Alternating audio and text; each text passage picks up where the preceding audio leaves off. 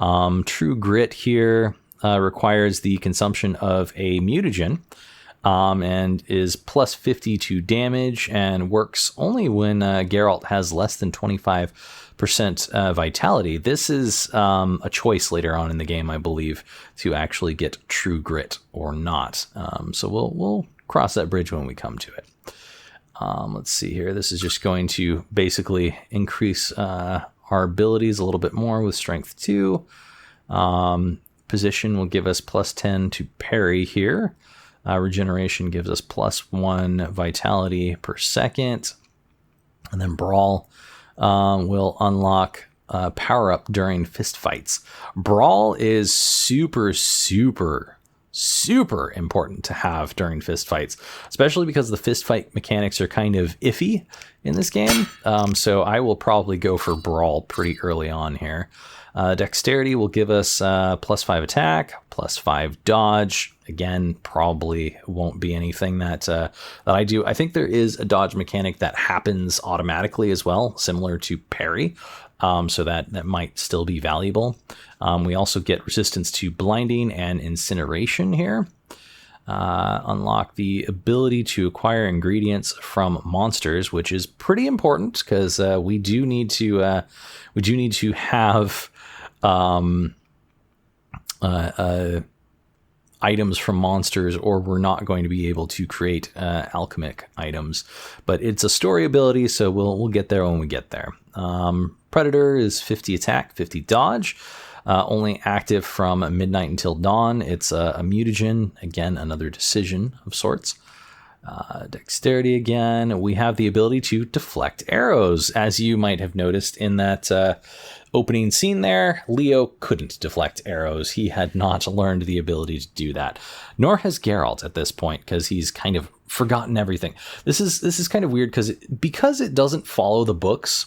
And then also doesn't follow the Netflix series either, which Netflix series was obviously way after this game. A lot of the things that Geralt is capable of doing and the story elements are really out of order with how this game actually works.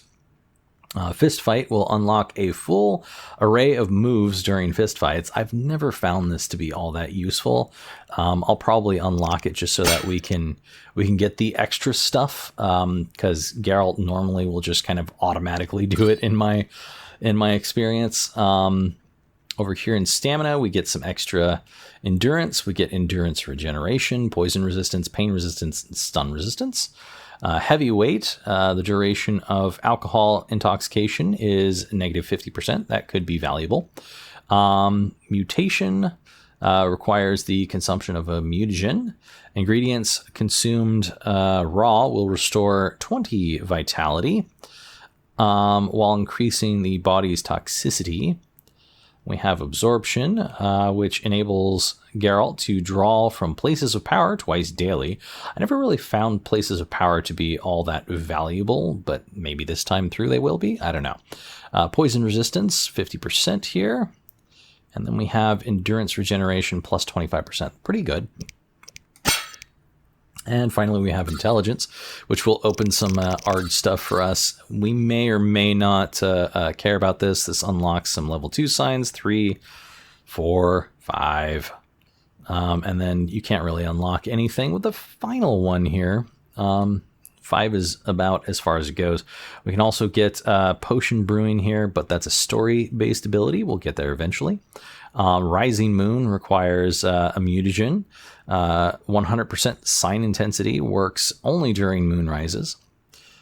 Let's see here. We have herbalism, which enables the identification and gathering of herbs. That is very important. We have monster lore, which provides knowledge about selected, not yet encountered monsters. Very worthwhile. You can technically get some of this stuff from books as well throughout the game. Oil preparation will enable the creation of oils. I believe that is to basically rub your sword in various things. We have bomb preparation up here, which is also pretty valuable. Anyway, for now, let's see.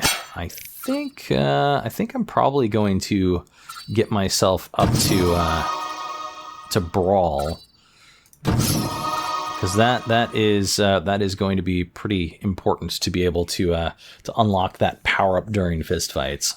I certainly love to knock things out. Plus, we got some damage and vitality out of this, so this will make us stronger in general. And this is only our first level, and we're just getting that brawl going right away. So good stuff. Good stuff indeed. We'll go ahead and initiate our meditation. We're only meditating for an hour, so it's not going to be too much time that passes here. This also gets rid of our toxicity, if I recall correctly.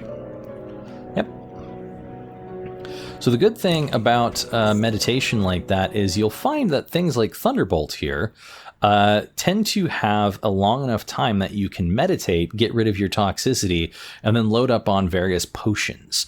So there's definitely some strategies that you can get to with meditating and just pulling things together. Looks like they've taken Leo's body away. Vesemir's over here and doing some alchemy. What's up, Ves? Eskel came by while you were resting. Triss is still unconscious, but stable. That's a relief. I've made a decision, Wolf. We abandon Kaer Morhen. There's nothing holding us here. I see. We need to bid Leo farewell and wait for Triss to recover. And the bandits? Yes, we need to finish things. But first we must make a healing potion for Triss. We'll need to search for ingredients. Nothing useful left here. I can do that. How do I make the potion? Lambert will give you the formula. Look for him by the fireplace. He's with our brave sorceress. Lambert? He doesn't hate Triss? Feels guilty, I think. The first thing Triss will hear when she wakes is, "Finally awake, Marigold." That's Lambert. Let's get to work. Later I'll teach you how to extract ingredients from monsters. I'll be in the main hall. Fine. All right, so we can check out our journal here by left-clicking on the scroll icon, or by pressing J to open the journal. Press quests to see your next mission. Choose the potion for Triss quest. Then left-click to track the quest on the mission map. Check out the journal here. We need to see Lambert in the main hall for those ingredients. So we're just on the tutorials here, which we really don't need. I'll go ahead and go through all of these so that I don't have any that are sticking around. I do like that we get to see an explanation point when there's something new for various things that we haven't read quite yet. So we'll try to keep up on all the lore as it comes through. Ingredients, I don't really care too much about. They're not a big deal to read about. They're just kind of there. Anyways, Vesemir here. We have some extra information on. He has raised many witchers, including me. His disciples treat him like a father. Leo was probably the old witcher's last protege. The boy's death shocked him. Triss Marigold. Along with me and the other witchers, Triss fought in the defense of Kaer Morhen. The sorceress stood against the mysterious mage, one of the leaders of the assault. She was injured and lost consciousness. Ironically, Triss is allergic to magic, and she can only be administered natural healing potions. That's just BS that they came up with so that you kind of get forced into learning about alchemy. There's nothing in any of the books that talks about her being allergic to magic in any fashion. She's got a different outfit on here. It looks kind of like a dragonfly dress. It's very unique. Mysterious mage. The mage attacked Kaer Morhen in order to steal the Witcher's secrets hidden in the fortress. One of the leaders of the forces that attacked Kaer Morhen was a mage so powerful that even Triss Marigold could not oppose him. The organization that he leads uses the symbol of the salamander. Check out Leo here. Leo was killed by the professor. one of the leaders of the assault on Kaer Morhen. The boy was too hasty and inexperienced. I wasn't able to help him, even though I was right beside him. Aw, too bad. Alright, so we're off to our quests here. We have a potion for Triss, which is Vesemir telling us to prepare a potion for Triss, who's wounded. Lambert is watching over the sorceress in the main hall. He'll give me further instructions. I need to see Lambert in the main hall of Kaer Morhen to find out how to brew the potion. Defending Kaer Morhen. Leo perished at the hand of the professor, the bandits' leader. I need to rest and then explore the fortress. We already did rest. I should make sure Triss and the other Witchers are all right. Any surviving intruders, well, I'll make them regret Leo's murder. I must explore the fortress and make sure the others are all right. So we'll go ahead and track the potion quest. And we can see the circle of elements here, but we can also see that there's a little bit of a flash around the circle going to the stairs on the ground floor, which is where we need to go. You can also see the world, which we can see is Temeria here, and boy, is the world large. Yeah, the world of the Witchers is quite big. All right, I don't think there's much else going on. We do have medicine here to read about. For centuries, diseases have plagued mankind, yet when Jan Becker subjected the power to his will, people gained a powerful weapon in their fight against disease. Mages study bacteria and viruses, the way germs spread, as well as genetics. The research is used by medics who set up hospitals and produce increasingly effective medicines. There are also magical potions capable of healing wounds and internal injuries. Many magic users, such as Matri Sodagrin or Vicina, have become healers, traveling the world and using their magic for the good of others. Alright, let's see here. As far as formulas go, we do have Tawny Owl over here, which significantly increases endurance regeneration. It is particularly valued by Witchers, who often use signs in combat. Preparation. The potion is made from ingredients providing 1 measure of vitriol and 2 measures of ether. Strong alcohol must be used as a base. It's long-lasting and medium toxicity. It's used in preparation for an all-night vigil at the side of a cursed man, or before a battle, which is certain to be prolonged. A Witcher mixes a dose of Tawny Owl potion to boost his endurance. Let's see here. Locations. We have the laboratory here now. The famous Witcher laboratory holds the most closely guarded secrets of the cast. Mutagenic plants, hallucinogenic mushrooms, natural stimulants, and potion ingredients. It is here that young apprentices were subjected to the incredibly painful trial of the grasses. I mentioned this earlier, but, you know, I may mention some things that come up later in the game, or may not even come up in the game at all. I don't know. There's just things that are floating around my head because I do enjoy the Witcher series. Which only a few survived, gaining superhuman abilities in return, basically becoming Witchers, who people get pissed off at. So we don't have any information on monsters here, which is kind of sad because I feel like we should have the Frightener here, but it's not. Maybe if we had fought it, it would have appeared here, but currently it isn't. Anyway, let's go find out what Lambert has to offer us in potion making. I don't think I'm going to need to boost up my Ard at this point, so I'll just avoid that.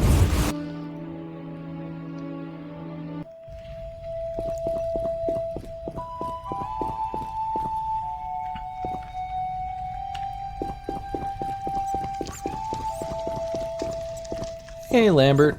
What's up? Looking sway. Geralt, is something wrong? No time to talk. I need to make a potion for Triss. You should find a vial of white gull in the armory on the upper floor. Grab some calcium equum from the evening hall. Look for white stones in one of the chests. If you find any stragglers, finish them. We don't need prisoners. The stairs are through that door. I'd go, but Marigold lies unconscious by the fire.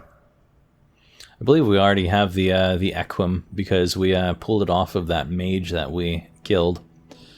So we could ask him about where to get some alcohol, which he already told us, and then we can tell Lambert something, which may just be telling him about Leo's death. He probably already knows about that, though. We'll go through and ask all of the things and get all of our flavor text here. Where can I get some alcohol? Where can I get some alcohol? There should be white gull in a crate in the armory on the upper floor. The room's full of weapons. You'll know it when you see it. Ooh, weapons. I like weapons. Pointy things are nice. Lambert, I have something to tell you. Lambert, I have to tell you something. What is it? Leo. The bandits killed him. He wasn't ready. What a loss. We'll hunt them down, Wolf. We'll avenge Leo. We sure will. I'll find you later, Lambert. I'll find you later. Prepare potions in meditation mode. Gather the required ingredients first. So I believe... yeah, I need to get mineral and some alcohol for this.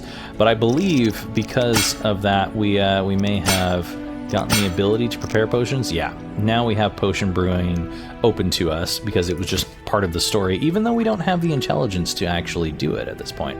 It's like there are some bandits here still. Thank you for opening that door for me. I appreciate that. I have to grab some chicken over here. That was a big chicken. Give me those chicken legs. Doesn't really look like I actually pulled chicken legs off of there, but you know. I'll act like I did. Got some fish in here. We have a gutted fish as well. Got a Redanian lager and a Vizeman champion. Tasty. Vile beer brewed in the capital city of Temeria. And then the Redanian over here is excellent beer brewed from Redanian barley. We'll take all that. Not particularly useful in brewing anything potion-wise, but it will come in handy for other things later. Grab this flint here. More champions. We'll clink this this champion as we win. Well, someone's angry at me. Die, bastard!